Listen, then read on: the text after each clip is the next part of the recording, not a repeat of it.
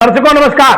दर्शकों, उत्तर प्रदेश में भले ही विकास कार्य हुआ हो, माफिया तंत्र को खत्म किया गया हो, लेकिन शिक्षा व्यवस्था पे कोई खास सुधार नहीं हुआ है। इसका उदाहरण हम आपको अब बताते हैं कि 1 अप्रैल से नया शिक्षा सत्र शुरू हो रहा है और इस नए शिक्षा सत्र में निजी स्कूलों ने अभी से एडमिशन ओपन के बोर्ड लगाने शुरू कर दिए हैं, प्रचार प्रसार शुरू कर दिया है और घर घर संपर्क शुरू कर दिया है। लेकिन दर्शकों, आपको बताएं, महंगी शिक्षा सीबीएसई बोर्ड और यूपी बोर्ड की मान्यता लेकर के शहर से लेकर के ग्रामीण इलाकों तक में संचालित निजी स्कूलों में किस तरीके से अभिभावकों की जेब में डाका डाला जा रहा है, इसका अंदाजा लगा पाना आसान नहीं है। पीजी का बच्चा हो या फिर केजी का, 6वीं का प्रवेश या हो या फिर 9वीं का, डोनेशन ही नहीं,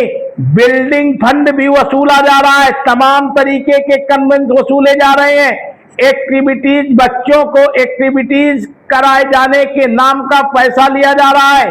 खेल का मैदान तक नहीं है इन स्कूलों के पास। किस तरीके से मान्यता हो गई, सवाल इस पर भी खड़े होते हैं। लेकिन दर्शकों, आपको बताएं कि सरकार है, सरकार का मौजूदा समय में ऐसा लगता है कि इन निजी स्कूलों के खिलाफ कोई नियंत्रण नहीं रह गया है। यही वजह है कि अभिभावकों की जेब में डाका डाला जा रहा है। स्कूल जाने वाले बच्चों को फीस न जमा होने पर तरह तरह की प्रताड़नाएं दी जाती हैं। ऐसे मामले हमेशा फतेहपुर जिले में सोशल मीडिया में वायरल होते चले आए हैं और नाम काटने की धमकी देना तो इन टीचरों का आम बात हो गया है। दर्शकों, आपको बता दें, ऊंची ऊंची बिल्डिंगें, आलीशान बिल्डिंगें और प्रोजेक्टर लगाकर शिक्षा देने वाले इन स्कूलों में शैक्षिक स्तर क्या है, इसका भी अंदाजा आप आसानी के साथ लगा सकते हैं। बड़े बिल्डिंग वालों को तो छोड़ दीजिए, जिनकी छोटी बिल्डिंगें हैं, जिन्होंने किराए के बिल्डिंगों पे स्कूल संचालित कर रखे हैं, इन स्कूलों की का भी फीस का कोई निर्धारण नहीं है।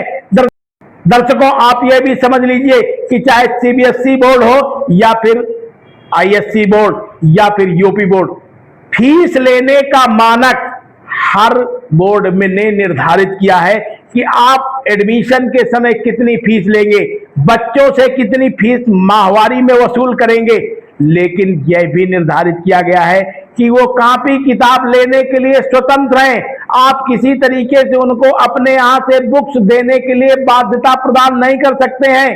दर्शकों, यही नहीं, अब इन स्कूलों के संचालकों के द्वारा ड्रेस, जो स्कूल में ड्रेस लगती है, उसका कॉन्ट्रैक्ट या तो दुकानों को दे रखा गया है या फिर स्वतः स्कूल से बनी बनाई ड्रेसें दी जा रही हैं और मोटी कमाई की जा रही है, मोटा पैसा वसूल किया जा रहा है। जो कॉपियां खुले बाजार पे सस्ते दाम पर मिलती हैं, ये इनके स्कूल परिसर से महंगे दामों पर बिकती हैं। सरकार को इन पर यदि ध्यान नहीं देना है तो इन पर नियंत्रण करना भी जरूरी इसलिए है क्योंकि अभिभावकों की जेब में सीधे सीधे डाका डाला जा रहा है। दर्शकों, ये बड़ा मामला है और अब सबसे दिलचस्प बात यह कि फतेहपुर जिले में अभिभावक संघ बना है।